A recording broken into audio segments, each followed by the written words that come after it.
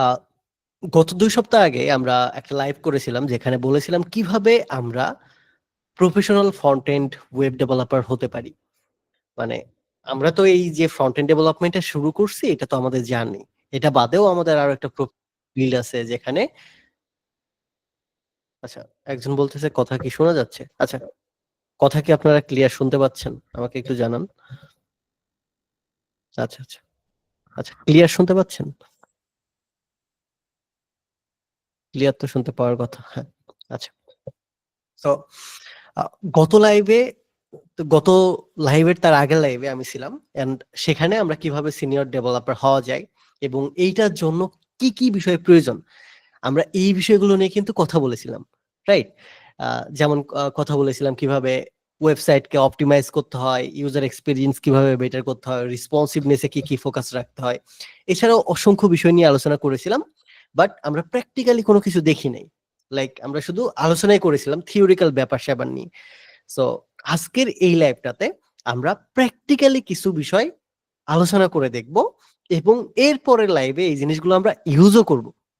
So এই লাইভটাতে তো সবকিছু ইউজ করে দেখানো সম্ভব না, কারণ এই জায়গাতে আমি বেশ কিছু বিষয় নিয়ে আলোচনা করব, যেমন নেটওয়ার্ক পারফরমেন্স অপটিমাইজেশন নিয়ে কথা বলবো, রিসোর্স অপটিমাইজেশন নিয়ে কথা বলবো, এরপরে JavaScript optimization, rendering optimization, user interaction and responsiveness নিয়ে কথা বলবো, মোবাইল ডিভাইসের রেসপন্সিভনেস নিয়ে কথা বলবো, পারফরমেন্স মনিটরিং অ্যান্ড অ্যানালিটিক্স নিয়ে কথা বলবো, and accessibility and UX improvement নিয়ে কথা বলবো, এছাড়াও অ্যাডভান্স কিছু টেকনিক নিয়ে কথা বলবো। সো সবকিছু বিষয় তো আর প্র্যাকটিক্যালি এক লাইভে দেখানো সম্ভব না, তাই না?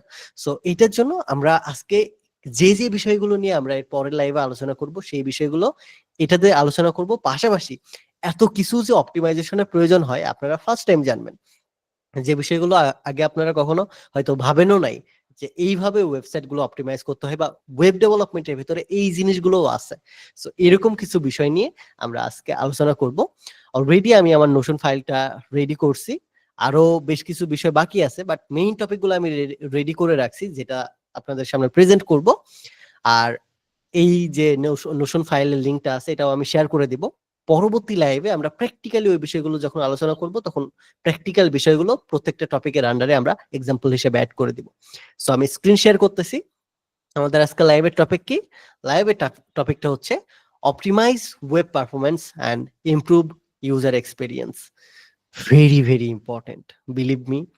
একজন জুনিয়র ডেভেলপার থেকে যখন একটু সিনিয়র লেভেলে যাইতে থাকবো, আমরা পারফরমেন্স অপটিমাইজ করতে যাব, ইউজার এক্সপিরিয়েন্স বেটার করতে যাব, বা স্কেলেবল করতে যাব কোন একটা প্রোডাক্টকে, যখন আমরা অ্যাকচুয়ালি বুঝবো যে front end web development is not just coding, এই বিষয়টা যখন আমরা বুঝতে পারবো তখন এই বিষয়গুলো আমাদের প্রয়োজন পড়বে।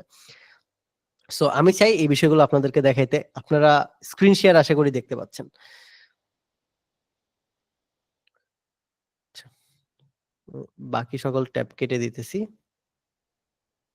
হুম। এই যে আমার এইটা আছে, রিসোর্সটা আছে, এই রিসোর্সেস রেডি করতে হিউজ টাইম লাগছে আমার।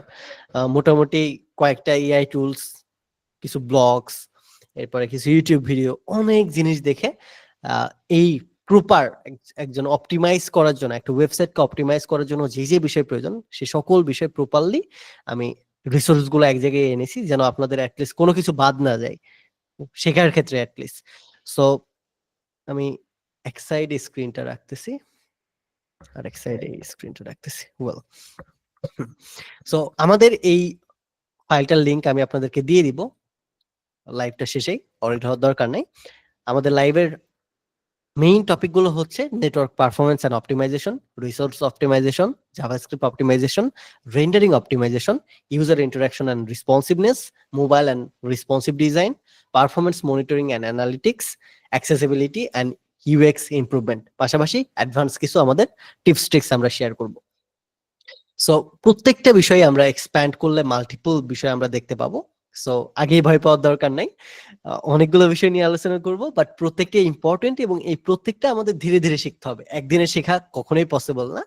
এটা আমরা এই যে 4 মাস বা 6 মাসে যেমন ফ্রন্ট এন্ড ডেভেলপমেন্ট শিখতেছি, এটাও ঠিক একই রকম 6 মাস 1 বছর সময় লাগবে আমাদের অ্যাপ্লাই করতে করতে। ওকে, সো এখনই যে সবকিছু অ্যাপ্লাই করে বস হয়ে যেতে হবে বিষয়টা এমন না। ধীরে ধীরে আমরা এটার প্রয়োজনীয়তা বুঝবো এবং তখন আমরা অ্যাপ্লাই করতে পারবো, কোনো সমস্যা নেই। আচ্ছা, প্রথম বিষয়টা হচ্ছে ওয়েবসাইট অপটিমাইজ করার বা ইউজার এক্সপিরিয়েন্সটাকে বেটার করার প্রথম এবং প্রধান একটা টপিক হচ্ছে নেটওয়ার্ক পারফরমেন্স অপটিমাইজেশন। কারণ আমরা সবাই জানি নেটওয়ার্কের মাধ্যমে বা ইন্টারনেটের মাধ্যমে আমরা কিন্তু একটা ওয়েবসাইটে ভিজিট করে থাকি। সো নেটওয়ার্ক এর পারফরমেন্সটা আমরা যত বেশি স্প্লিট করতে পারবো, ফাস্টার করতে পারবো, অপটিমাইজ করতে পারবো, তত বেশি আমাদের অ্যাপ্লিকেশনটা কি হবে, ফাস্টার হবে। এটা সবাই জানে, রাইট? যত বেশি ইন্টারনেট আমরা বা নেটওয়ার্কটাকে আমরা আমাদের ওয়েবসাইটের জন্য বেটার করতে পারবো, অপটিমাইজ করতে পারবো, তত বেশি আমাদের এটা অনেক বেশি স্মুথ অ্যান্ড অপটিমাইজ হবে। ওকে, সো এখন নেটওয়ার্ক পারফরমেন্স অপটিমাইজেশনের ভিতরে বেশ কিছু টপিক থাকে, যেমন মিনিফিকেশন, এরপরে কম্প্রেশন, এরপরে ক্যাশিং, যে স্ট্র্যাটেজি গুলো আছে ক্যাশিং এর, এরপরে কন্টেন্ট ডেলিভারি নেটওয়ার্ক সিডিএন, এরপরে প্রিলোডিং এন্ড প্রিফেসিং টাইপের কিছু বিষয় আছে, এরপরে এইচটিটিপি রিকোয়েস্ট রিলেটেড কিছু বিষয় আছে, এরপরে এইচটিটিপি রিকোয়েস্ট কিভাবে রিডিউসিং করা যায়, এই ধরনের কিছু বিষয় আছে। সো ওভারঅল মোটামুটি অনেক কিছু আছে এই জিনিসগুলো অপটিমাইজ করার জন্য। লিংক দিতেছে। আচ্ছা,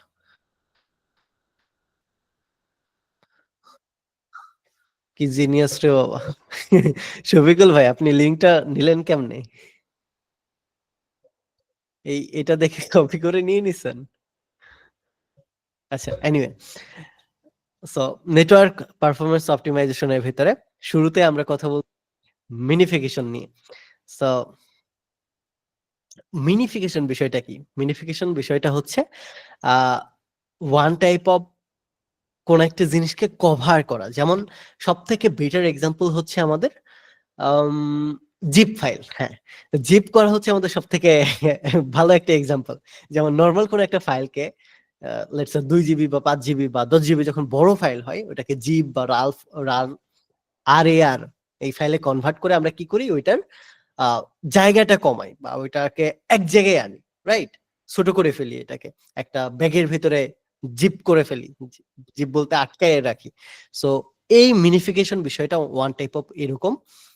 আমাদের যত যত কোড আছে, যেমন এইচটিএমএল, সিএসএস, জাভাস্ক্রিপ্ট, রিঅ্যাক্ট, এই প্রত্যেকটা কোডকে আমরা চাইলে মিনিফাই করতে পারবো, মানে এক জায়গায় করে ফেলতে পারবো। আমাদের প্রত্যেকটা তো, এই যে নরমালি আমি কোড এডিটর ওপেন করতেছি, নরমালি আমরা কোডিং করলে কি হয়, নরমালি আমরা কোডিং করলে এরকম ভাবে কোডিং করি, রাইট? এরকম এক একটা লাইন হয়। কিন্তু যখন মিনিফাই করবেন কোন একটা জিনিসকে, এই মিনিফিকেশনটা হয়ে থাকে ওয়ান লাইনে, অর্থাৎ আপনি যত কোডই লেখেন না কেন সবকিছু হবে আপনার মাত্র এক লাইনে। সো খুবই ইন্টারেস্টিং বিষয়, রাইট? সো এইভাবে যখন আমরা পুরো একটা এরিয়াকে, পুরো একটা কম্পোনেন্টকে এক লাইনে লিখবো, তখন কিন্তু আমাদের পারফরমেন্সটা বেটার হচ্ছে। তখন আমাদের আহ, যে প্রোগ্রামটা আছে, প্রোগ্রামটার শত শত লাইন কি করতে হচ্ছে না, রিড করতে হচ্ছে না, সে ওয়ান লাইন রিড করে পুরো প্রোগ্রামটাকে এক্সিকিউশন করতে পারতেছে। এট দ্য সেম টাইম, যেহেতু এক লাইনে আছে, মাঝখানে ফাঁকা নাই, কোনো গ্যাপ নাই, কোনো এক্সট্রা কোনো কিছু নাই, সো তখন আহ, এটা অ্যাকচুয়ালি তখন ফাস্টার ওয়েতে রান করবে, রাইট? মানে বিষয়টা এরকম যে আপনার 100 লাইন পড়তে বেশি সময় লাগবে নাকি এক লাইন পড়তে বেশি সময় লাগবে? ডেফিনেটলি এক লাইন পড়তে বেশি সময় লাগবে প্রোগ্রামের ক্ষেত্রে। 100 লাইন পড়তে বেশি সময় লাগবে প্রোগ্রামের ক্ষেত্রে, এন্ড এক লাইন বেটার দেন, অ্যাটলিস্ট ওইটার থেকে বেটার হবে, রাইট? সো এইটার জন্য আমাদের যে কোডগুলো আছে, এই সকল কোডকে আমরা চাইলে এক লাইনে কনভার্ট করে ফেলতে পারবো। এই এক লাইনে কনভার্ট করাকেই বলা হয় মিনিফাই বা মিনিফিকেশন। সো যখন আমরা একটা ওয়েবসাইট বানাবো, তখন অবশ্যই অবশ্যই আমাদের পারফরমেন্সটাকে অপটিমাইজ করার জন্য আমাদের যে এইটা আছে, স্টোরেজটা আছে, স্টোরেজটাকে বা আমরা যতটুকু মেমোরি নিচ্ছি, মেমোরিটাকে আরো বেশি কমায় আনার জন্য, আরো বেশি ফাস্টার করার জন্য, অপটিমাইজ করার জন্য আমরা কি করব, শুরুতে আমাদের প্রত্যেকটা ফাইলকে মিনিফিকেশন করব বা মিনিফাই করব। মিনিফাই করার জন্য বেশ কিছু ওয়েবসাইট আছে, লাইক সিএসএস মিনিফাই, এটা যদি সার্চ দেন দেখেন, আহ, এই যে minify.org আছে, সিএসএস মিনিফাই, ক্লিন সিএসএস নামে একটা অপশন আছে। আমি যদি জেএস মিনিফাই লিখি, তাহলে জাভাস্ক্রিপ্ট মিনিফাই করার জন্য অনেকগুলো ওয়েবসাইট আছে। আপনি যদি এইচটিএমএল মিনিফাই লেখেন,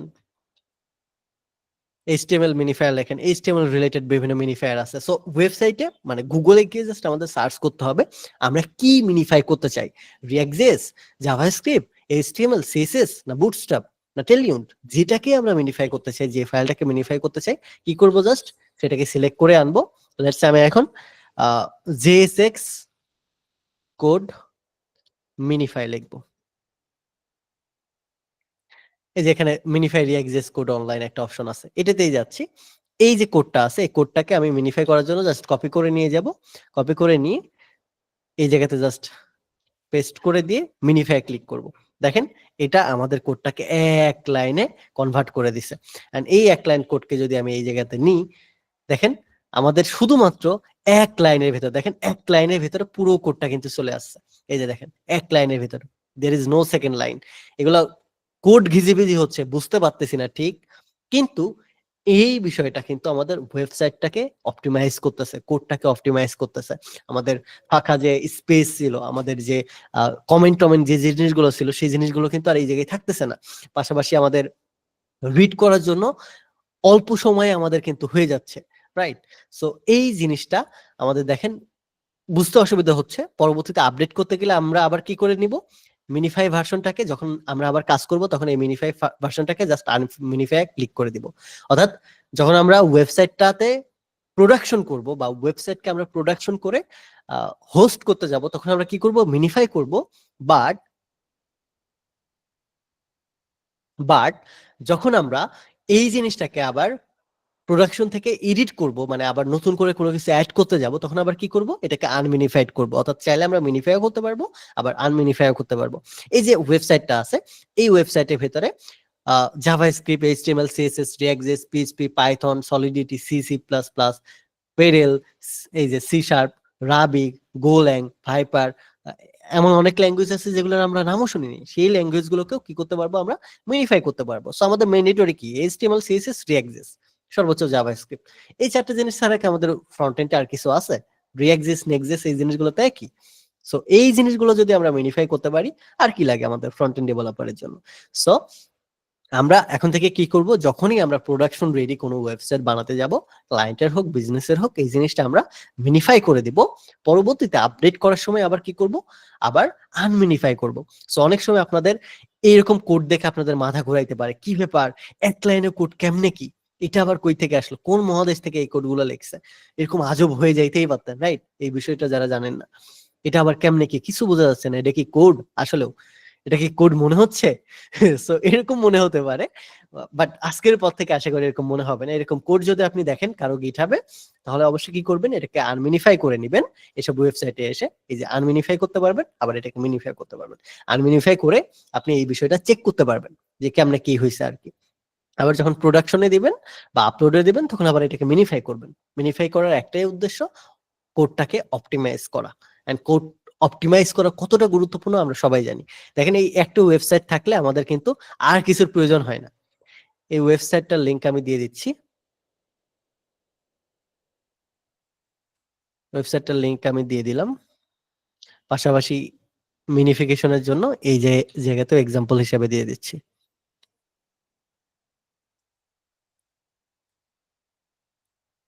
হুম, এটা ইউজ করতে পারেন। আচ্ছা, সো এইভাবে আমরা চাইলে আমরা কি করতে পারি, আমাদের কোডগুলোকে মিনিফাই করতে পারি। সো এত এত ওয়েবসাইটের আমাদের কিন্তু প্রয়োজনই নাই। আচ্ছা, এরপরে আমাদের কি আছে, কম্প্রেশন। কম্প্রেশন জিনিসটা কি, আমাদের বিভিন্ন ধরনের জিজি বা প্রোটেল এই টাইপের আমাদের টেক্সট বেস সেট ইনেবল করার বেশ কিছু আমাদের অপশন আছে। এটা আমাদের খুব বেশি প্রয়োজন হয় না। এটার পরে যে বিষয়টা আছে, ক্যাশিং স্ট্র্যাটেজিস, অর্থাৎ আমাদের ওয়েবসাইটে যখন কোনো ইউজার আসবে, তখন ব্রাউজার একবার সেই ইউজার যদি আসে, সেই ইউজারের ক্যাশগুলোকে, সেই ইউজারের ডেটাগুলোকে, পূর্বের বিহেভিয়ার গুলোকে সে সেভ করে রাখতে পারে। সো এই ক্যাশগুলোকে আমরা চাইলে কি করতে পারি, ক্যাশগুলোকে সেভ করে রাখতে পারি ওয়ান টাইম ভিজিট করার পরে। অনেক অনেক টাইম আমরা, যেমন হাবলু প্রোগ্রামারে যদি ফার্স্ট টাইম কেউ আসে, এই জায়গাতে কিন্তু আমাদের কি বলে, এটাকে আমাদের কুকিজ এন্ড আমাদের প্রাইভেসি গুলোকে অ্যাকসেপ্ট করতে বলা হয়। সো এইটার মাধ্যমে আমরা কুকিজ এন্ড প্রাইভেসির পাশাপাশি আমাদের এই যে ক্যাশিং এর যে অপশনটা আছে, ক্যাশিং এর ডেটাটাকেও অ্যাপ্রুভ করাই নিতে পারি। জাস্ট একবার ক্লিক করবে, পরবর্তীতে সকল ডেটা সে ক্যাশিং করে রাখতে পারবে। আপনার যদি ইউজার সে যদি অ্যাকসেপ্ট নাও করে, তারপরেও আপনি কিন্তু এই ক্যাশ গুলোকে রেখে দিতে পারবেন। সো এই বিষয়টা মানে একেবারে ছোট না, একটু লং টাইম ধরে দেখাইতে হবে। সো এটার জন্য আমি প্র্যাকটিক্যালি পরের লাইভে দেখাবো বা ভিডিও আকারে এটাকে দেখাই দিব। বাট আপাতত মাথায় রাখেন যে ফ্রন্ট এন্ড ডেভেলপমেন্টের ভিতরে আরো একটা বিষয় আছে, যে বিষয়টা হচ্ছে ক্যাশিং স্ট্র্যাটেজি। যে স্ট্র্যাটেজিটা ফলো করার মাধ্যমে আমরা কি করতে পারি, আমাদের ইউজার ফার্স্ট টাইম যখন ভিজিট করে, ফার্স্ট টাইমে ওনার বিহেভিয়ার গুলো, ওনার ডেটা গুলো সেভ করে রেখে পরবর্তীতে যখন আসে, সেই রিসোর্সেস গুলো পরবর্তীতে আর রিলোড না করে বা পরবর্তীতে আবার নতুন করে রেন্ডার না করে ওই জিনিসটাকে আমরা দেখাইতে পারি। যেমন এই যে হাবলো প্রোগ্রামারটি আমি যদি কেটে দিই, কেটে দিয়ে যদি আমি আবার হাবলো প্রোগ্রামারকে ওপেন করি, দেখেন ইনস্ট্যান্টলি ওপেন হয়ে গেল। কেন ওপেন হলো? কারণ অলরেডি আমার এই যে ইমেজ, আমার এই যে ফন্ট, টেক্সট, এই যে বিষয়গুলো আছে, এই বিষয়গুলো ডাউনলোড হয়েছিল, এই বিষয়গুলো ক্যাশের ভিতরে সেভ করে রাখা ছিল। কারণ প্রথমবার যখন ভিজিট করলো, আপনারা কিন্তু দেখছেন প্রথমবার আসতে একটু লেট করছিল, বাট দ্বিতীয়বার এই লেটটা কিন্তু আর করলো না।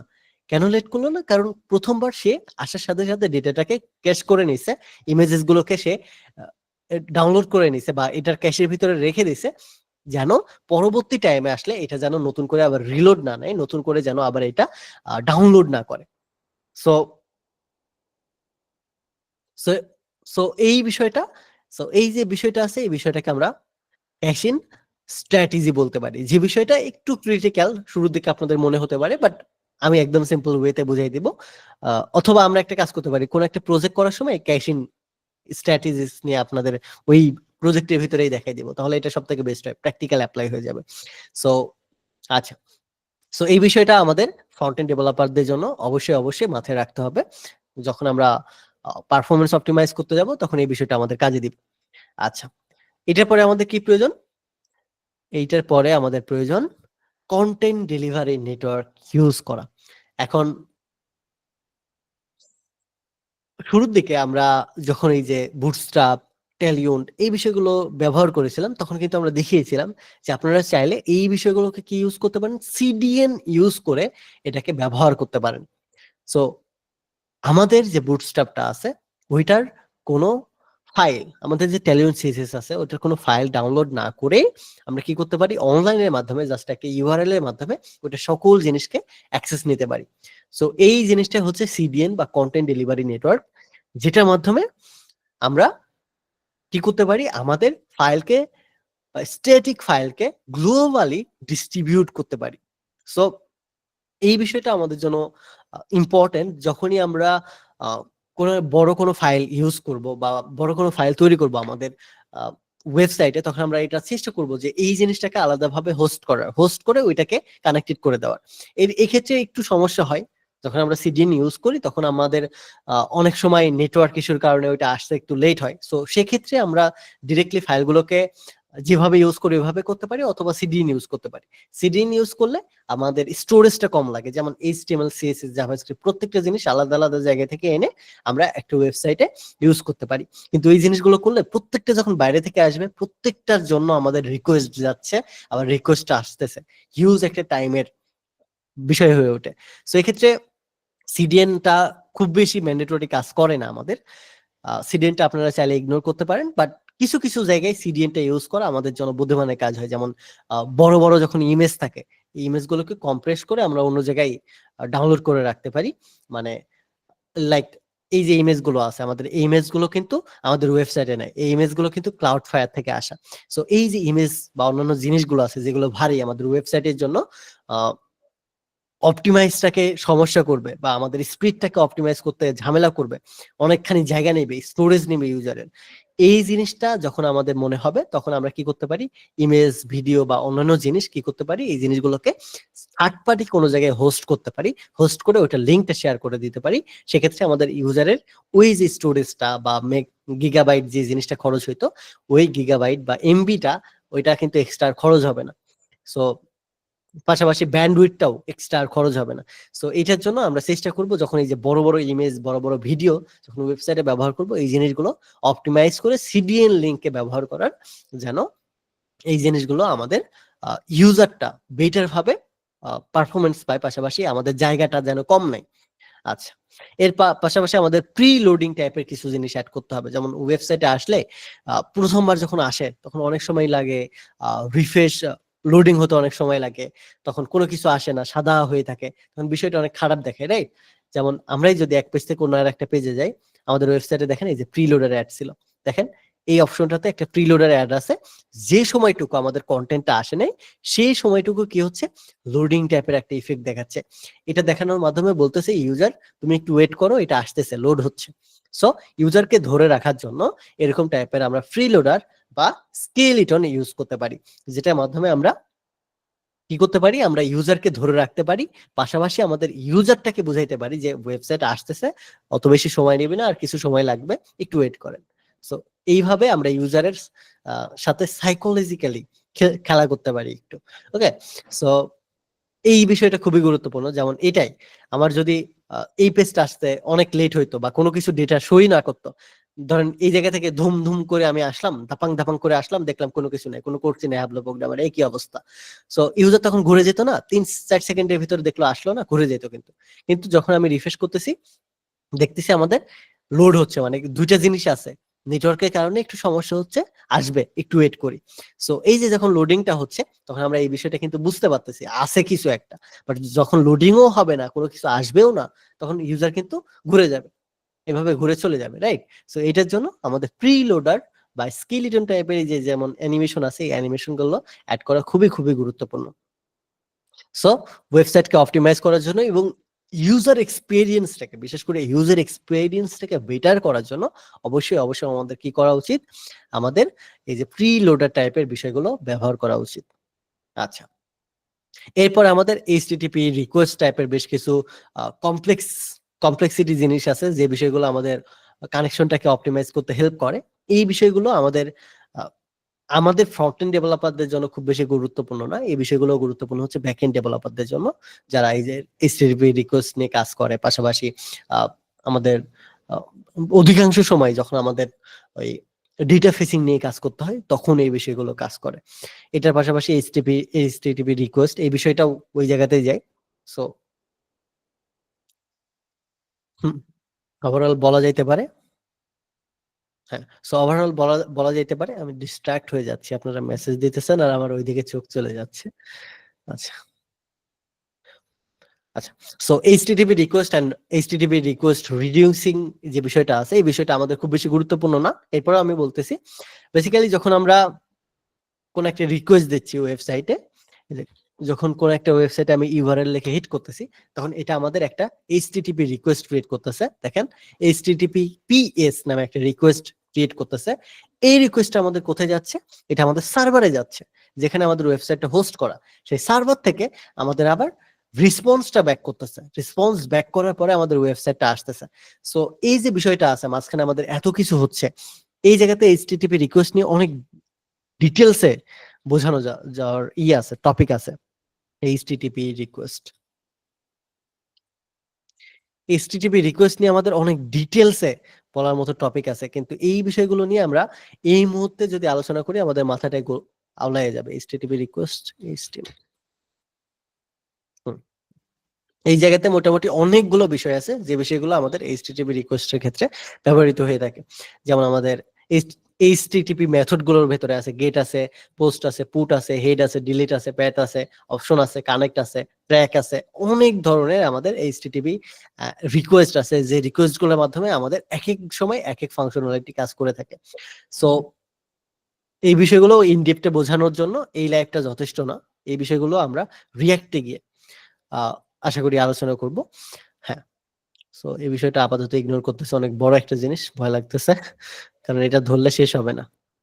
আচ্ছা, সো আপাতত জেনে রাখেন যে এইচটিটিপি রিকোয়েস্ট বা এইচটিটিপি রিকোয়েস্ট রিডিউসিং বিষয়ে আমাদের একটা বিষয় আছে, যে বিষয়গুলো আমরা অপটিমাইজেশনের ক্ষেত্রে ব্যবহার করে থাকি। আচ্ছা,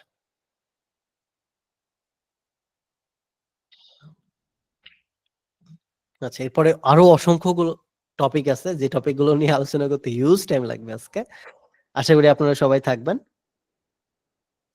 আচ্ছা, একটু করতেছি।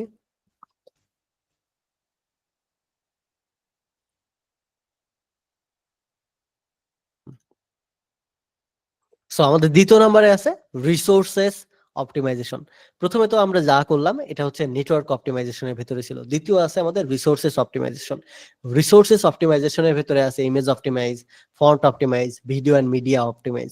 অর্থাৎ আমাদের যে ফন্ট গুলো আছে, ভিডিও গুলো আছে বা ইমেজেস গুলো আছে, এই জিনিসগুলোকে অপটিমাইজ করা। কারণ আমরা জানি একটা ওয়েবসাইট বলতেই ইমেজ, ভিডিও, ফন্ট, এই তিনটে জিনিসকে আমরা সব থেকে বেশি দেখে থাকি, রাইট? এই যে দেখেন ইমেজ, এই যে এই টেক্সট গুলো এক একটা ফন্টে শো হচ্ছে।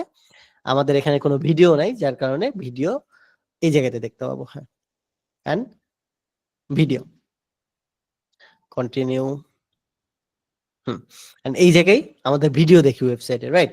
সো একটা ওয়েবসাইট বলতে আমরা কিন্তু এই দুই তিনটা জিনিসই সব থেকে বেশি বুঝি, যে একটা ওয়েবসাইটের ভিতরে এই বিষয়গুলো মেইনলি থেকে থাকে, ইমেজ, ভিডিও এন্ড ফন্ট বা টেক্সট। সো এই যে বিষয়গুলো আছে, এই বিষয়গুলোকে অপটিমাইজ করা আমাদের জন্য খুবই খুবই গুরুত্বপূর্ণ। কারণ এই জিনিসগুলোই আমরা সবসময় দেখে থাকি, এই বিষয়গুলোই আমাদের সবসময় এসে থাকে। সো এই বিষয়গুলোকে কিভাবে অপটিমাইজ করা যায়, কিভাবে ব্যান্ডউইডথটা কমানো যায় ইউজারের, কিভাবে আমরা as soon as possible ওয়েবসাইটে হিট করার সাথে সাথে ইউজার যেন অ্যাকশনটা দেখতে পারে, এই বিষয়টা তা ইনশিওর করার জন্য আমাদের অবশ্যই অবশ্যই ফন্ট, ইমেজ এন্ড ভিডিওগুলোকে অপটিমাইজ করা উচিত, যে যেগুলোর মাধ্যমে আমরা আমাদের ওয়েবসাইটটাকে আরো বেশি অপটিমাইজ করতে পারবো, আরো বেশি পারফরমেন্স বৃদ্ধি করতে পারবো এন্ড আরো বেশি ইউজার এক্সপিরিয়েন্সটা বৃদ্ধি করতে পারবো।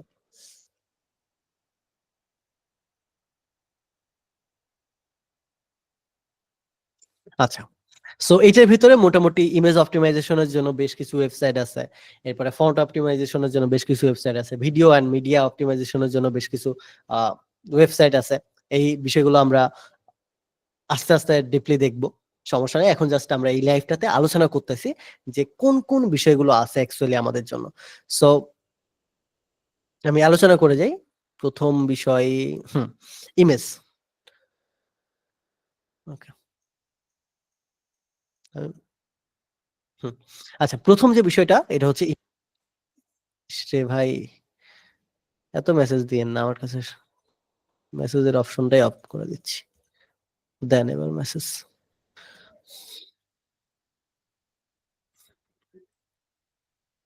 আচ্ছা, প্রথম যে বিষয়টা আছে এই বিষয়টা হচ্ছে ইমেজ অপটিমাইজেশন।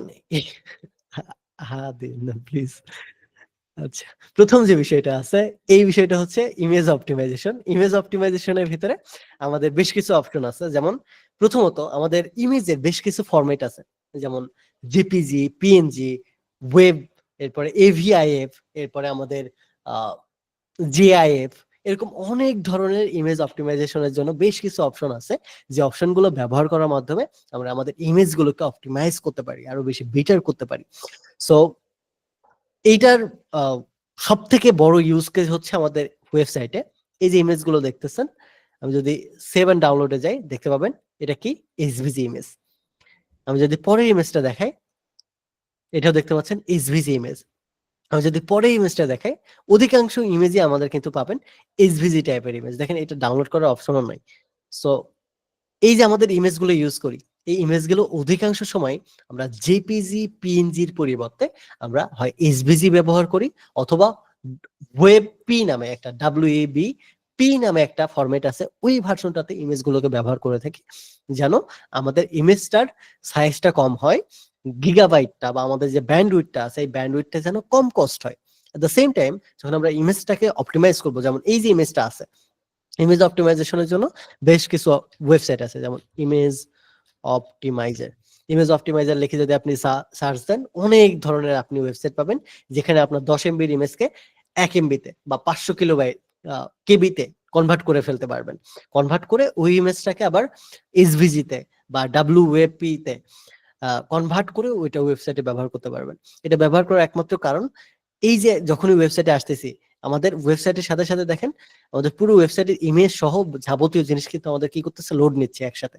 আর যখন ইমেজটা অনেক বেশি ব্যান্ডউইথ খাবে, ইমেজটা অনেক বেশি জায়গা নিবে, অনেক বড় স্টোরেজের হবে, তখন কি হবে, এই জিনিসটা লোড নিতে অনেক বেশি সময় লাগবে। যেমন নর্মালি সর্বোচ্চ 500 KB থেকে 1 MB পর্যন্ত আপনি ইমেজ ব্যবহার করবেন, এর বেশি কখনোই ইমেজ ইউজ করবেন না, সর্বোচ্চ 1 MB।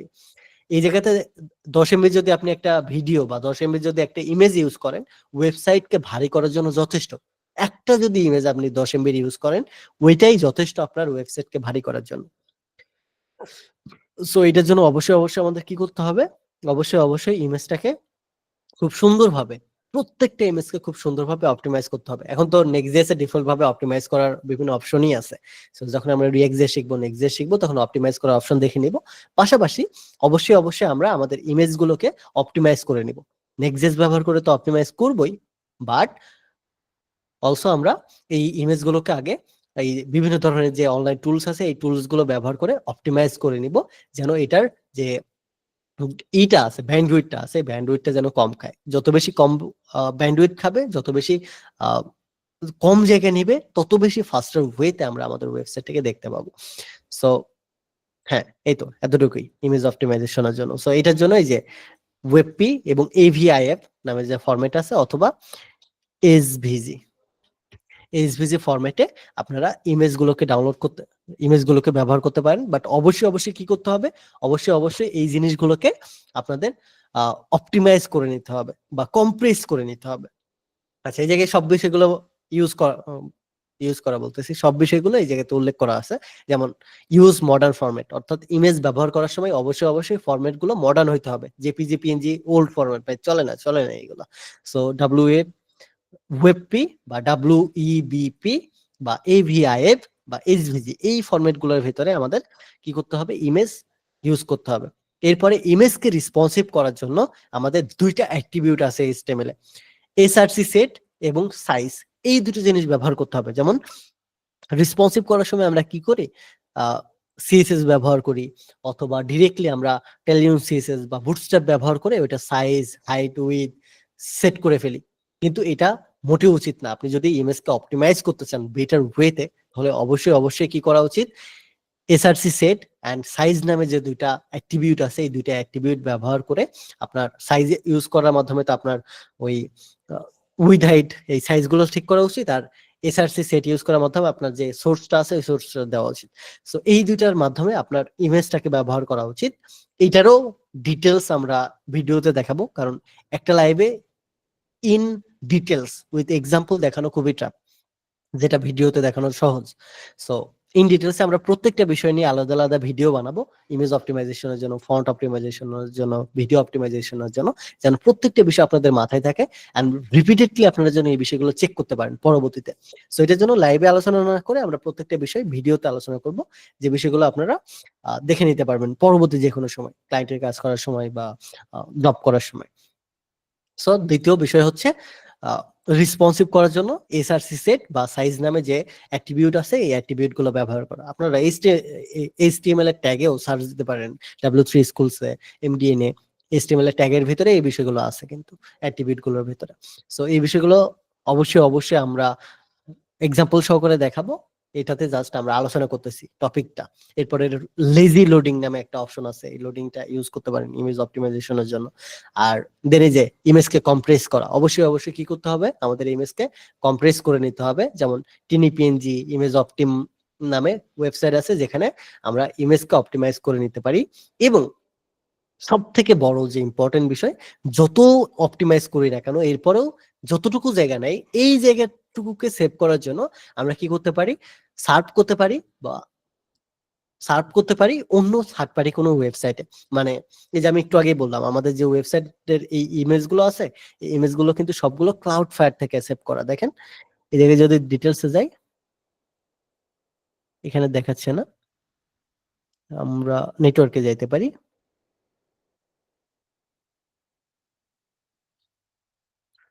নেটওয়ার্ক ট্যাবে এই মুহূর্তে দেখাইতেছে না, অনেক সময় দেখায় যে আমাদের যে ইমেজ গুলো লোড নিচ্ছে, এই ইমেজ গুলো ক্লাউড ফায়ার থেকে লোড নিচ্ছে। সো এটা বলার একটাই উদ্দেশ্য, যখন একটা প্রফেশনাল ওয়েবসাইট বানাবেন, অবশ্যই ইমেজ হোক, ভিডিও হোক, ফন্ট হোক, এই বিষয়গুলো থার্ড পার্টি কোনো ফ্রি প্ল্যাটফর্ম গুলোতে হোস্ট করার চেষ্টা করবেন। যেমন ইমেজ হোস্ট করার জন্য বিভিন্ন ধরনের ওয়েবসাইট আছে, এখানে হয়তো মেনশন করা আছে ইমেজ হোস্টিং। ইমেজ হোস্টিং লিখলে দেখেন এই যে imagebb.com নামে একটা অপশন আছে, এরপরে পোস্ট ইমেজ নামে একটা অপশন আছে, ওয়েবসাইট আছে। এরপরে এই যে ক্লাউডনারি একটা অপশন আছে, ক্লাউডনারিতে ইউজ করতে পারেন, আমি নিজেও ইউজ করছি এটা।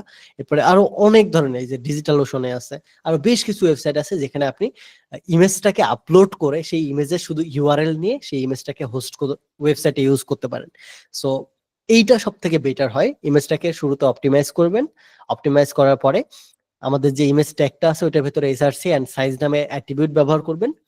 এরপরে ইমেজটাকে অপটিমাইজ করে নেবেন যেটা ব্যবহার করবেন। অপটিমাইজ করার পরে ওই ইমেজটা থার্ড পার্টি কোনো ওয়েবসাইটে হোস্ট করবেন, হোস্ট করে ওই লিঙ্কটা ওয়েবসাইটে পোস্ট করবেন বা ওই লিঙ্কটা ইউজ করবেন। দেখেন একটা নর্মালি ওয়েবসাইট বানানোর সময় এটাকে আমরা আদৌ জানতাম যে এইভাবে ইমেজগুলো ইউজ করতে হয়? নর্মালি আমরা যখন এতদিন ধরে ওয়েবসাইট বানাইছি আমরা ইমেজ কিন্তু ডিরেক্টলি আইএমজি ট্যাগ লিখছি, আইএমজি ট্যাগের ভিতরে ধুপধাপ করে জাস্ট ইমেজের সোর্সটা বসাই দিছি, দ্যাটস ইট, হয়ে গেছে। হলো এটা? হবে না ভাই, চাকরি থাকবে না। ঠিক আছে? সো অবশ্যই অবশ্যই কি করতে হবে, এই বিষয়গুলো ইমেজ হোস্ট করার সময় ইউজ করতে হবে। আশা করি মাথায় রাখবেন। তো এই বিষয়গুলো আমাদের এই ফাইলটাতে থাকবে, অবশ্যই অবশ্যই দেখে নেবেন, মাথায় রাখবেন। আর পাশাপাশি ইন ডিটেলসে তো আমরা ভিডিও আকারে দিবই আপনাদের এই বিষয়গুলো বোঝার জন্য।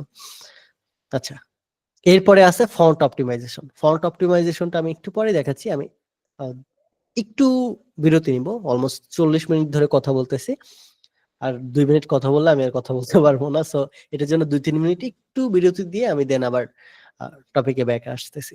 আচ্ছা, হুম। কেমন লাগতেছে লাইভ? আমি আপনাদের এই যে এখন ই করে দিচ্ছি, অন করে দিচ্ছি, এখন যত খুশি মেসেজ দেন ভাই।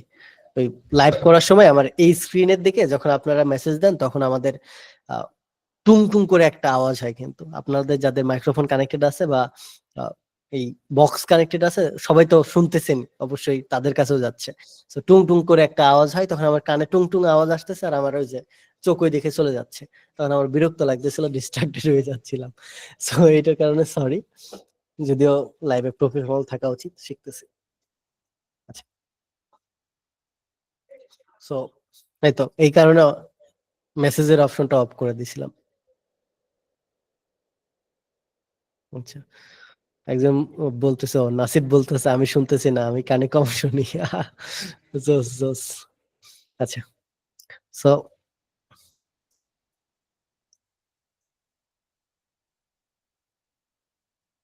আচ্ছা, অর্ক ভাই বলছে যে ফেসবুকে পোস্ট করা ইমেজের সিডিএন হইলেই হবে। না রে ভাই, ফেসবুকে পোস্ট এটা কোনো কথা? ফেসবুকের তা কেন রে ভাই? ইমেজ অপটিমাইজেশনের জন্য আলাদা এই যে ওয়েবসাইটে আছে, ফেসবুকের ইমেজ কেন আপনি এখানে দিবেন? হাই হাই, হবে না। ফেসবুকের ইমেজ হইছে লো কোয়ালিটি, ওইটা কিনলে ইউজ করবেন। হ্যাঁ, আপনি এই জায়গাতে ইমেজ আপলোড দিলে একদম ফুল হাই কোয়ালিটি পাবেন ইমেজ। হাই কোয়ালিটির ইমেজ এই জায়গাতে আপলোড করে রাখবেন, কোনো এমবি টেমবিও লাগবে, মানে টাকা পয়সাও লাগবে না। এই যে ক্লাউডিনারিতে ইউজ করতে পারবেন। ক্লাউডিনারিতে ফ্রিতে সাইন আপ করে আপনি অসংখ্য ইমেজ এখানে হোস্ট করে রাখতে পারবেন। হোস্ট করে শুধু এটা লিঙ্কটা নিয়ে গেলে ওয়েবসাইটে বসাই দিবেন, দ্যাটস ইট, আর কিছু লাগবে না। ফেসবুক ইউটিউবের ইমেজ লাগবে না ভাই।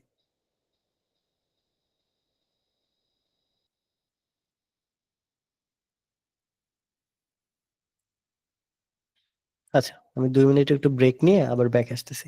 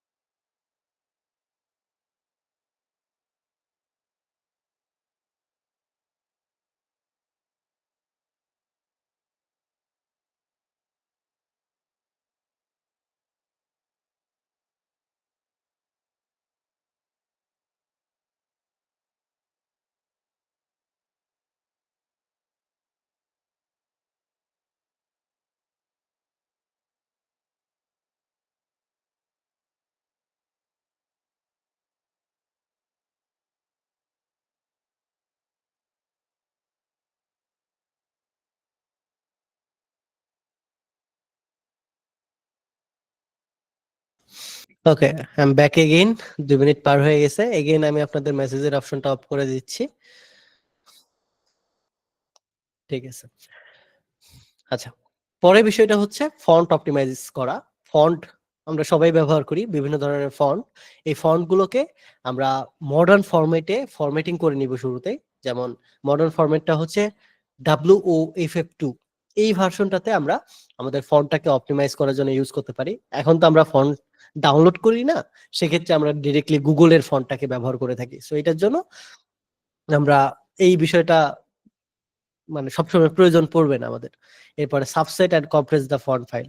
হ্যাঁ, আমাদের যদি ফন্টটা ডাউনলোড করা থাকে, অনেক সময় করে কি ক্লায়েন্ট প্রিমিয়াম কোনো ফন্ট দেয়, যে ফন্টটার এই যে ফাইলটা, এক্সটেনশনের যে ফাইলটা, এক্সটেনশনের ফাইলটা হচ্ছে এই ফরম্যাটটা। আচ্ছা, সো যখন ক্লায়েন্ট কোনো ফাইল দিবে, ফন্টের ফাইল দিবে, তখন এই জিনিসটাকে অবশ্যই আমাদের কি করা উচিত, কম্প্রেস করে নেওয়া উচিত। এটার যে আছে, ব্যান্ডউইডথটা আছে, ব্যান্ডউইডথটা কমাই নেওয়া উচিত। কারণ একটা ওয়েবসাইটের জন্য 1 MB 2 MB অনেক বড় ভারী হওয়ার কারণ হয়ে যেতে পারে, অপটিমাইজ করার ক্ষেত্রে ব্যাঘাত ঘটতে পারে। সো এটার জন্য ফন্ট হোক, ইমেজ হোক, ভিডিও হোক, সবকিছু আমরা ধরবো, ধরে একদম জাস্ট কম্প্রেস করে দেব। ঠিক আছে, সো এই বিষয়টা অবশ্যই ইউজ করবেন। এরপরে প্রিলোড ক্রিটিক্যাল ফন্ট, এই বিষয়টা আমি খুব বেশি ইউজ করি না। সো মোটামুটি ফন্টের ক্ষেত্রে আপনার যদি ফন্ট দিয়ে থাকে তাহলে এটার ফরম্যাটটা এইটা করে নেবেন, মানে WOFF2 এই ফরম্যাটে করে নেবেন। আর অবশ্যই অবশ্যই ইমেজ ফন্টটাকে কি করে নেবেন, কম্প্রেস করে নেবেন ফন্টের ফাইলটাকে। এই দুটো যদি করেন তাহলে মোটামুটি ফন্টের ক্ষেত্রে হয়ে যায় এই দুটো জিনিস ব্যবহার করলে। আর এরপরে তৃতীয় অপশনটা হচ্ছে ভিডিও অ্যান্ড মিডিয়া। অর্থাৎ যখন আমরা ভিডিও ব্যবহার করব, তখন অবশ্যই অবশ্যই আমরা চেষ্টা করব আমাদের ভিডিওটাকে শুরুতে কম্প্রেস করে নেওয়ার। অনলাইনে অনেক প্ল্যাটফর্ম আছে কম্প্রেস করার, আমাদের কোয়ালিটি ঠিক রাখবে বাট কম্প্রেস করে দিবে। সেরকম কম্প্রেসিং কোনো ওয়েবসাইট ব্যবহার করে আমাদের ভিডিওটাকে কম্প্রেস করব, দেন আমাদের ওই ভিডিওটাকে কোনো স্ট্রিমিং প্ল্যাটফর্মে আপলোড করে দিব। যেমন এই যে হাবলু প্রোগ্রামারের যে ভিডিওগুলো দেখেন আপনারা, অধিক সব ভিডিওগুলোই কিন্তু আমাদের আগে ছিল ভিডিও সাইপার নামে একটা থার্ড পার্টি স্ট্রিমিং প্ল্যাটফর্মে। এরপরে আমরা কিন্তু এটা ইউটিউবে শিফট করছি, রাইট? তো এই যে কোন একটা থার্ড পার্টি ভিডিও স্ট্রিমিং প্ল্যাটফর্মে আমরা ভিডিওটাকে হোস্ট করে ওই জিনিসটাকে ওয়েবসাইটে এনে শো করাচ্ছি, এটা হচ্ছে বেস্ট ওয়ে কোনো ওয়েবসাইটে ভিডিও শো করানো। সো শুরুতে কি করবেন, ভিডিওটাকে কম্প্রেস, দেন থার্ড পার্টি কোনো ওয়েবসাইটে এটাকে হোস্ট করে ওইটার লিঙ্কটাকে ব্যবহার করা। তাহলে আমাদের ওয়েবসাইটটা আরো বেশি অপটিমাইজ হবে এন্ড আমাদের ব্যান্ডউইডথটা অনেক বেশি সেভ হবে এন্ড আমাদের পারফরমেন্সটা অনেক বেশি অপটিমাইজ হবে। সো আশা করি এই বিষয়টা বুঝতে পারছেন। সো আমরা ইতিমধ্যে 2টা টপিক নিয়ে আলোচনা করে ফেলছি, network performance optimization and resource optimization. এই 2টা বিষয় যারা অপটিমাইজ করতে পারবে, এই 2টা বিষয় যারা প্রপারলি ফলো করতে পারবে, তারা অলমোস্ট 50% কাজ ডান করে ফেলবে। মানে ওয়েবসাইট যদি আপনার 100% বাজে থাকে, 50% ইমপ্রুভমেন্ট করবে এই 2টা জিনিস, নেটওয়ার্ক অপটিমাইজেশন আর রিসোর্স অপটিমাইজেশন। এই 2টা জিনিস যদি করেন, অ্যাটলিস্ট ইন্টারমিডিয়েট লেভেলের ডেভেলপার হিসেবে এই 2টা জিনিস যদি আপনার জানা থাকে, তাহলে আপনি মোটামুটি 10,000 থেকে 1 লাখ ইউজার হ্যান্ডেল করার মতো একটা স্কেলেবল ওয়েবসাইট বানাইতে পারবেন। সো এই 2টা জিনিস অবশ্যই অবশ্যই মাস্ট, এখনই আমাদের শিখে রাখতে হবে। মানে ফ্রন্ট জুনিয়র ডেভেলপার হিসেবে এই 2টা জিনিস মাস্ট আমাদের ফলো রাখতে হবে। আচ্ছা, এরপরে যে বিষয়গুলো আছে এই বিষয়গুলো মোটামুটি অ্যাডভান্স। আস্তে আস্তে আমরা অ্যাডভান্স বিষয়গুলো যখন শিখবো, অ্যাডভান্স বিষয়গুলো নিয়ে আলোচনা করব, যখন আমরা হায়ার সিকিউরিটি নিয়ে ভাববো, যখন আমরা লার্জেস্ট স্কেলে অ্যাপ্লিকেশনটা ইউজ কেস নিয়ে ভাববো, বড় বড় user experience hire, user UI UX developer যখন আমরা হায়ার করব, অ্যাপ্লিকেশনটা যখন অনেক বড় হবে, বড় লেভেলের হবে, তখন আমরা এই বিষয়গুলো ফলো করব। সো তৃতীয় স্টেপে আসে জাভাস্ক্রিপ্ট অপটিমাইজেশন।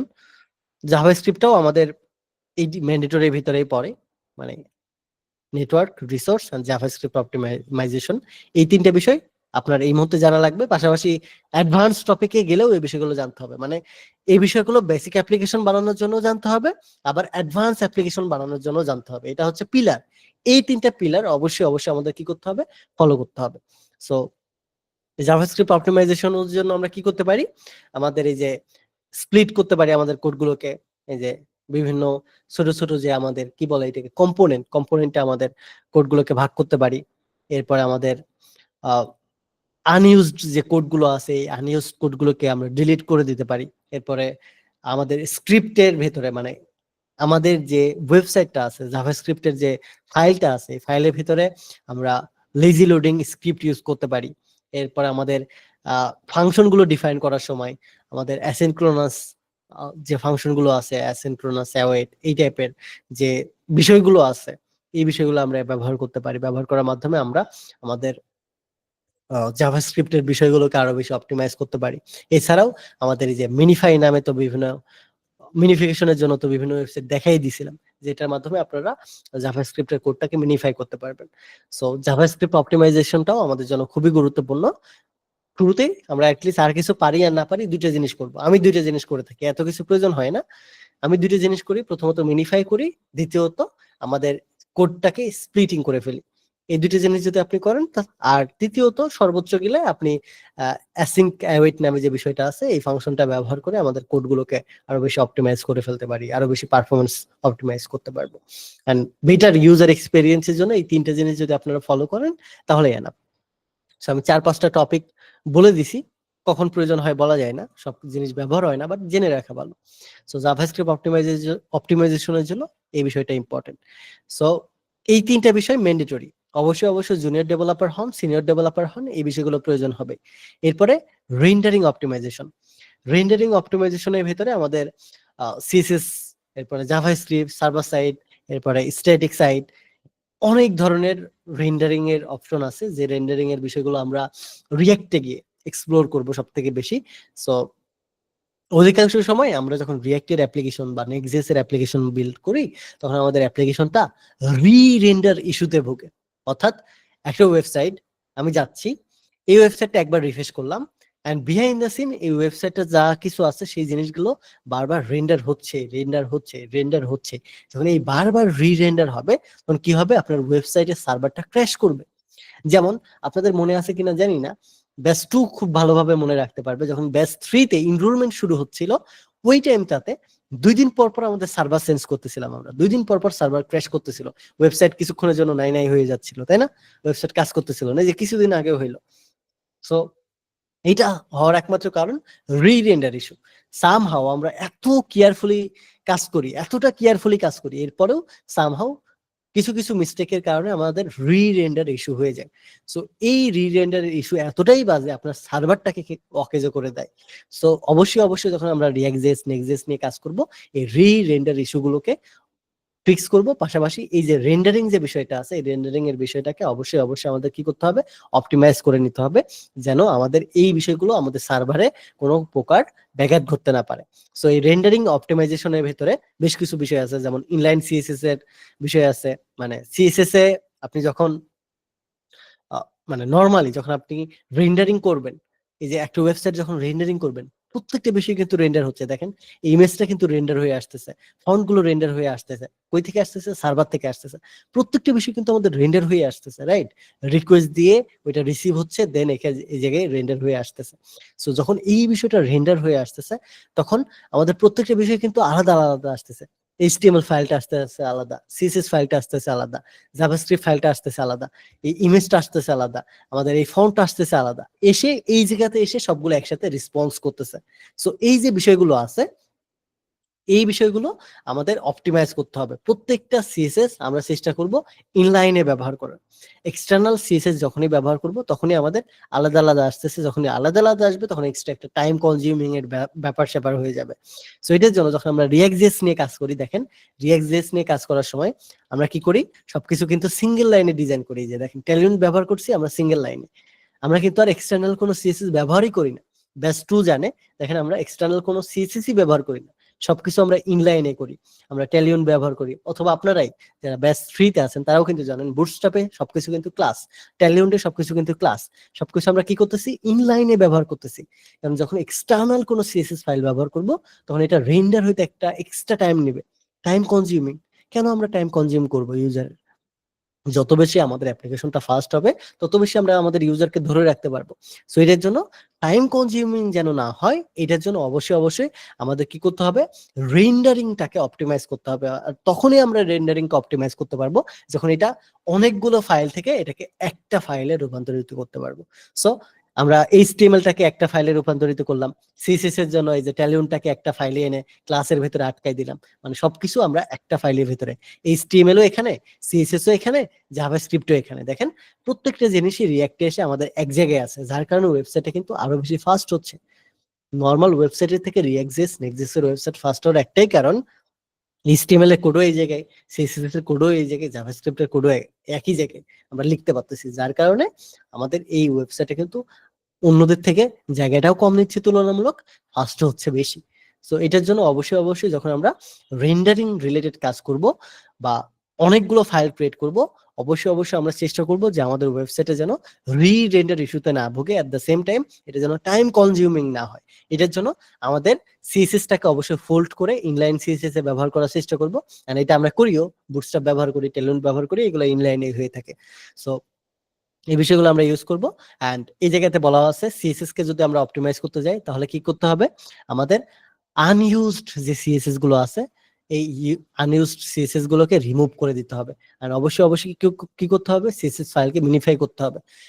সো এটা সিএসএস এর ক্ষেত্রে। এইচটিএমএল এর ক্ষেত্রে তো আমরা এইচটিএমএল এক পেজে ব্যবহার করি, সিএসএস এর মতো তো আবার দুই পেজে ইউজ করি না, তাই না? সো এটার জন্য এই সিএসএস এর ক্ষেত্রে আমাদের এটা করতে হয়। জাভাস্ক্রিপ্টের ক্ষেত্রেও আমরা সেম জিনিসটা করব, দুইটা অন্যান্য পেজে এটাকে ব্যবহার না করে এক পেজে ব্যবহার করার চেষ্টা করব। আর রিঅ্যাক্টে আসলে তো আমরা এক পেজেই ব্যবহার করতেছি, যারা রিঅ্যাক্ট শুরু করছে ব্যাচ 2 তারা অলরেডি জানে। সো সবকিছু এক পেজে যখন ব্যবহার করতেছি তখন এই বিষয়গুলো চলেই আসে, আমরা এক্সটার্নাল কোনো ফাইল ব্যবহারই করি না, সবকিছু ইনলাইন। আচ্ছা, সো রেন্ডারিং অপটিমাইজেশনের ক্ষেত্রে এই বিষয়গুলো আসে। এরপরে আরো একটা বিষয় আছে, এটা হচ্ছে server side rendering and static site generation নামে দুইটা জিনিস, যেটা রিঅ্যাক্ট.জেএস এন্ড নেক্সট.জেএস এর ক্ষেত্রে ব্যবহৃত হয়। সো সার্ভার সাইড রেন্ডারিং এর শর্ট ফর্ম হচ্ছে এসএসআর। এটা হচ্ছে আমাদের যে সার্ভার সাইটটা আছে, সার্ভার সাইটের যে কন্টেন্টটা আছে এই কন্টেন্টটাকে রেন্ডারিং করার একটা মাধ্যম। আর স্ট্যাটিক সাইট যে জেনারেশন আছে এইটা হচ্ছে আমাদের এসএসজি, যেটা আমাদের প্রি বিল্ড পেজগুলোকে আমাদের বিল্ড করার একটাই। এই জিনিসটাকে সব থেকে ইজিলি বোঝানো যাবে যখন আপনি রিঅ্যাক্ট.জেএসটা জানবেন প্রপারলি। সো এই বিষয়টা নিয়ে, এই যে server side rendering, static side rendering, এই বিষয়গুলো নিয়ে আমরা রিঅ্যাক্ট.জেএস এ খুব সুন্দরভাবে আলোচনা করছি। আপনারা যদি মিস করে থাকেন তা মানে যারা ব্যাচ 2 এর আছে, আপনারা যদি মিস করে থাকেন অবশ্যই এই বিষয়টা দেখে নেবেন, server side rendering and static side rendering. আর যারা ব্যাচ 3 তে আছেন তাদের এই মুহূর্তে জানার দরকার নেই, রিঅ্যাক্টে গিয়ে এই বিষয়টা জানবেন।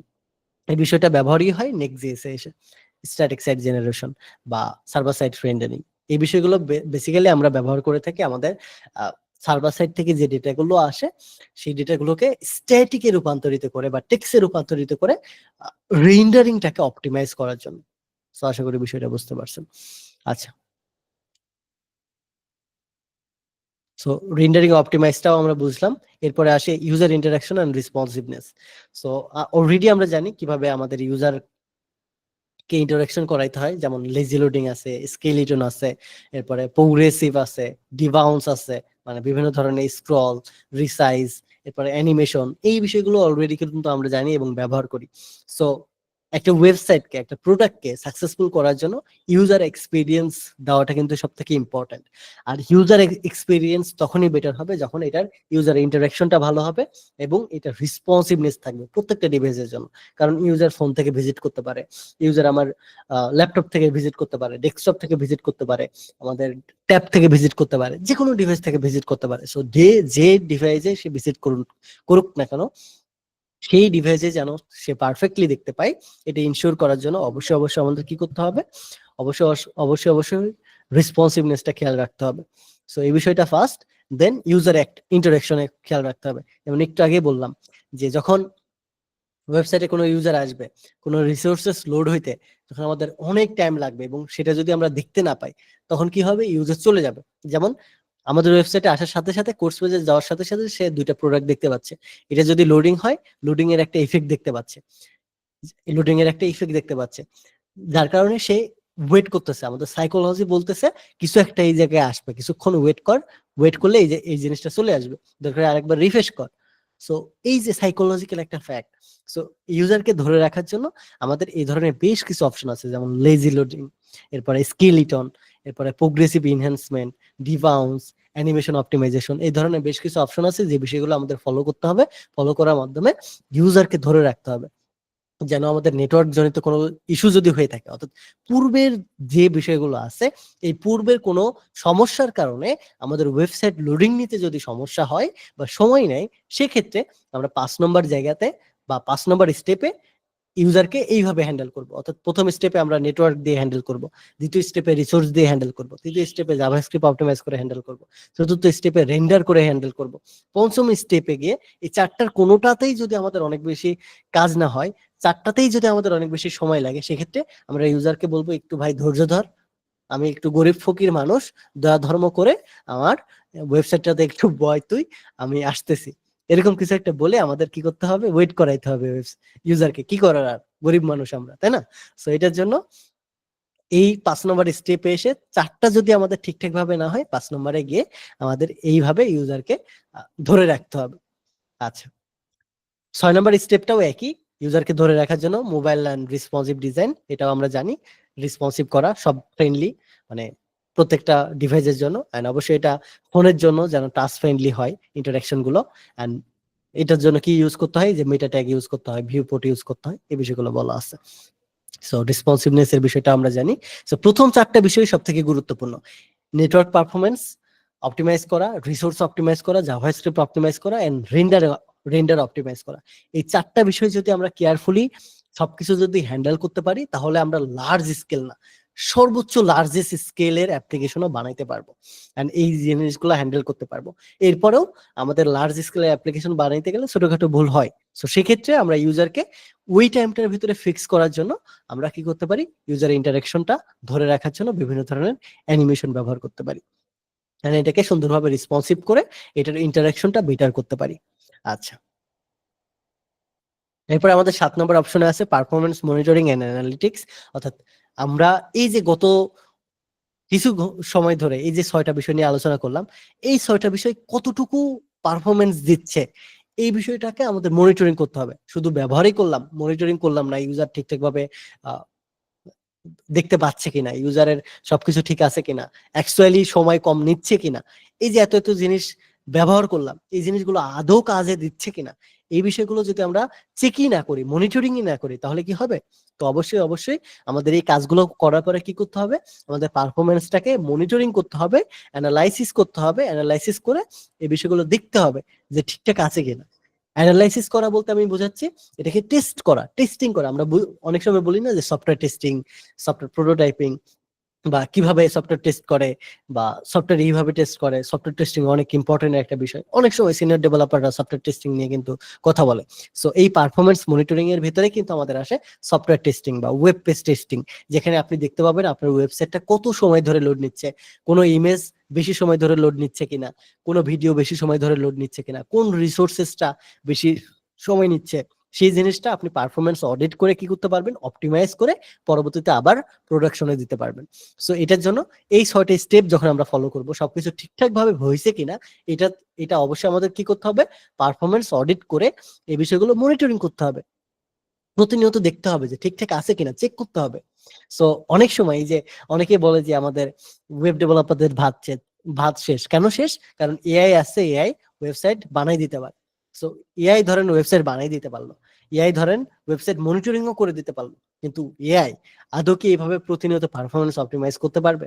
এটার জন্য হিউম্যান টাচের প্রয়োজন, ওয়েবসাইটকে বেটার এক্সপিরিয়েন্স দেওয়ার জন্য, কোন জায়গায় কি সমস্যাটা হচ্ছে ইমিডিয়েটলি ধরে ওই বিষয়টা ইমপ্রুভ করার জন্য, পারফরমেন্সটা ডাউন যাচ্ছে না আপ যাচ্ছে, এই বিষয়গুলো অ্যানালাইসিস করার জন্য হিউম্যান টাচের প্রয়োজন হয়।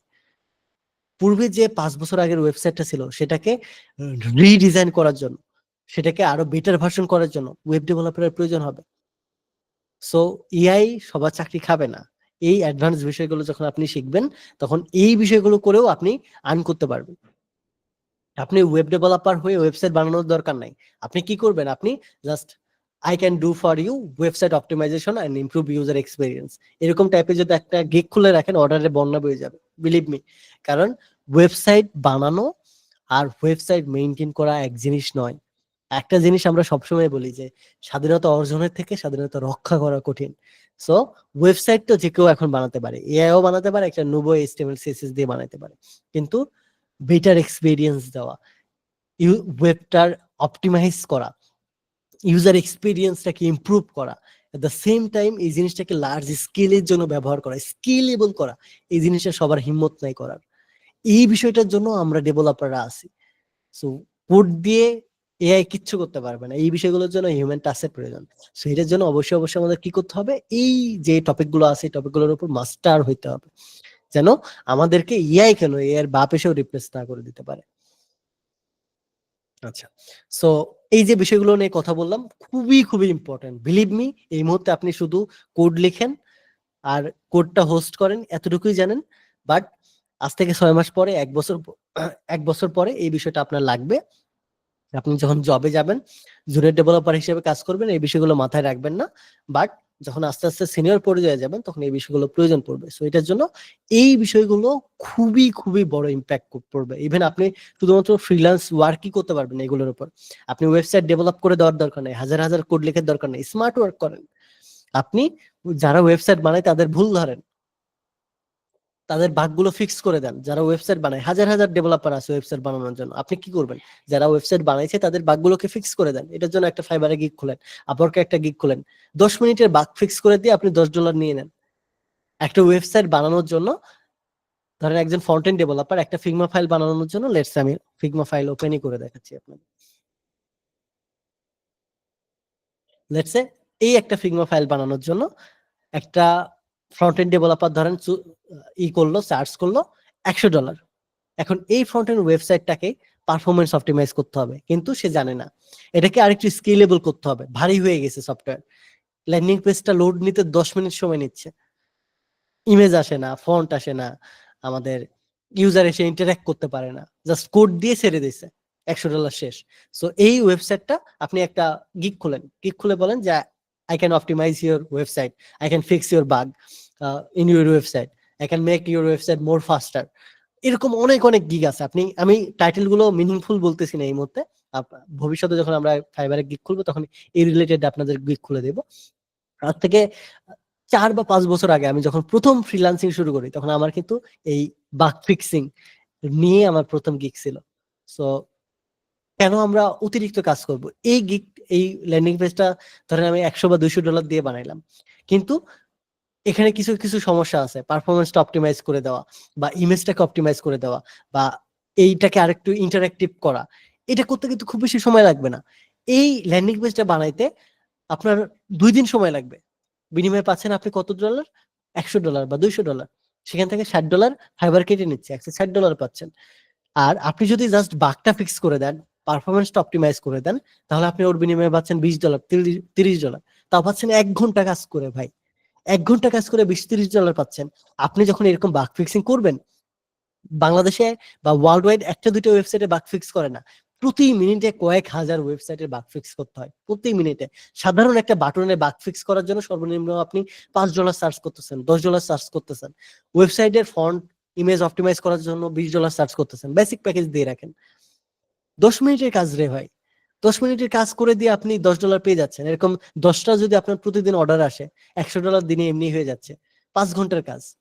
সো ওয়েবসাইটই যে ডেভেলপ করতে হবে এরকম না, স্মার্ট ওয়ার্ক করলে আমাদের টাকা এমনিতেই আসবে, বলতে হবে না, এমনিতেই চলে আসবে। সো ওয়েব ডেভেলপার হয়ে শুধুমাত্র কোডিং করে যে ইনকাম করা যায় বিষয়টা এরকম না, কোডিং ফিক্স করে দিয়েও ইনকাম করা যায়, ভুল ধরেও ইনকাম করা যায়। সো স্মার্টলি একটু চিন্তা ভাবনা করবেন, আশা করি আপনাদেরও হবে। এন্ড এই বিষয়গুলো কিন্তু আমরা শেয়ার করব, অলরেডি হওয়ার কিছু নাই, আমরা যে শেয়ার করবো না এরকম না। যেমন ফ্রিল্যান্সিং বিষয় নিয়ে আলোচনা করবো, আমি তো আলোচনা করবো ভাই, আমি যা কিছু জানি সবকিছু আপনাদের শেয়ার করবো। সো এই তো, এই লাইভটার মেইন বিষয়গুলো ছিল এই বিষয়গুলোই, এই যে অ্যাক্সেসিবিলিটি অ্যান্ড ইউএক্স ইমপ্রুভমেন্ট, এই বিষয়টা ইম্পর্টেন্ট। এটা হচ্ছে কিবোর্ডের শর্টকাট ব্যবহার করে কিভাবে আমাদের ওয়েবসাইটটাকে আরো বেশি অ্যাক্সেসিবিলিটি বাড়ানো যায়। মানে অনেক সময় আমরা যে ওয়েবসাইটে দেখেন কন্ট্রোল ভি দিচ্ছি, যে কোডটা আমাদের কপি করা ছিল এটা পেস্ট হয়ে যাচ্ছে, অনেক সময় কন্ট্রোল এফ দিচ্ছি আমাদের এই জায়গাতে শর্টকাট আসতেছে, অনেক সময় কন্ট্রোল এস দিচ্ছি আমাদের এই যে সেভ হচ্ছে। এই যে শর্টকাট কমান্ড ব্যবহার করে গুগলে আমরা কিছু করতে পারতেছি আমাদের ওয়েবসাইটে, বা এই যে আমাদের অপারেটিং সিস্টেম, যে অপারেটিং সিস্টেমটা আছে এটাতে কিবোর্ড ইউজ করতেছি, প্রত্যেকটা বিষয় কিন্তু আমাদের শর্টকাটে হচ্ছে। কিবোর্ডে আমরা কমান্ড দিয়ে কিন্তু করতেছি, এই বিষয়গুলো কিন্তু শর্টকাটে হচ্ছে, রাইট? সো প্রত্যেকটা ওয়েবসাইটে আপনি শর্টকাটে বিভিন্ন ধরনের কিবোর্ডের টিপস টিক্স দিয়ে রাখতে পারেন। কন্ট্রোল সি দিলে এটা হবে, কন্ট্রোল ভি দিলে এটা হবে, কন্ট্রোল এফ দিলে এটা হবে। শর্টকাট কমান্ড কিন্তু জাভাস্ক্রিপ্টের মাধ্যমে সেট করা যায়, এটার মাধ্যমে এই প্রোগ্রামটা রান হবে ওয়েবসাইটে। এরকম কিছু আমরা ওয়েবসাইটে সেট করে রাখতে পারি এবং ইউজারকে বলে দিতে পারি ইন্ট্রোডাকশনের সময় যে এই কমান্ড দিয়ে আপনি এই কাজ করতে পারেন। তাহলে আমাদের ইউজার এক্সপিরিয়েন্সটা বেটার হবে, অন দ্য আদার হ্যান্ড আমাদের অ্যাক্সেসিবিলিটিটা বাড়বে। সো আশা করি এই বিষয়গুলো আপনারা মাথায় রাখবেন। এছাড়াও ওয়েবসাইটকে অপটিমাইজ করার জন্য এবং এক্সপিরিয়েন্সটাকে বেটার করার জন্য অ্যাডভান্স কিছু টেকনিক আছে, যে টেকনিকগুলো এই জায়গাতে বলা আছে, যেমন এই যে এইচটিটিপি স্ট্রিমিং, ডেটাবেজ অপটিমাইজেশন, এরপরে প্রোগ্রেসিভ ওয়েব অ্যাপে কনভার্ট করা, এরপরে এজ কম্পিউটিং, এই ধরনের বেশ কিছু অপশন আছে যে বিষয়গুলো আমরা ধীরে ধীরে এক্সপ্লোর করব। সো ওভারঅল এই লাইভটার মেইন উদ্দেশ্যটা ছিল আপনাদের সাথে পরিচিত করে দেওয়া যে কি কি বিষয় আছে এটার ভেতরে। ধীরে ধীরে আমরা এটা লাইভে হোক বা রেকর্ডেড ভিডিওতে হোক আমরা প্রত্যেকটা বিষয় আলোচনা করব, যেন পরবর্তীতে এই বিষয়গুলো আপনাদের হেল্প করে। অ্যাটলিস্ট সিনিয়র ডেভেলপার হইতে গেলে যেন এই রিসোর্সেস গুলো আপনাদের প্রয়োজন পড়ে। এই যে যে বিষয়গুলো এই জায়গাতে মেনশন করছি, একটা বিষয় বিশ্বাস করেন আমাদের কোর্সে ইনক্লুডেড ছিল না, একটা বিষয় ছিল না, কিন্তু আমি এই জিনিসগুলো দেখাচ্ছি কেন? কারণ আমি চাই আমাদের প্রত্যেকটি স্টুডেন্ট ভালো একটা পর্যায়ে যাক। আমি চাই প্রত্যেকেই যেন হাবলু প্রোগ্রামের সম্পর্কে ভালো একটা ফিডব্যাক দিক। সো এইটার জন্য যে বিষয়গুলো আমাদের কোর্স কারিকুলামে ছিল না, সেই বিষয়গুলো আপনাদেরকে দেখাচ্ছি, লাইভে আলোচনা করতেছি ঘন্টার পরে ঘন্টা, and এই বিষয়গুলো রেকর্ডেড কন্টেন্ট দিয়ে আপনাদেরকে হেল্প করতেছি। একমাত্র উদ্দেশ্য আপনাদের ভালো একটা পজিশনে নিয়ে যাওয়া।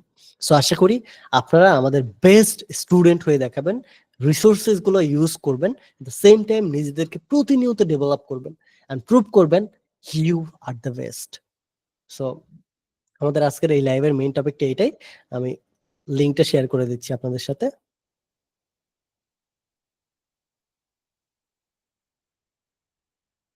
স্ক্রিন শেয়ারিংটা অফ করে দিচ্ছি। হুম। আর আপনাদের যদি এই সম্পর্কে কোনো কোয়েশ্চেন থাকে করতে পারেন। অলরেডি আমি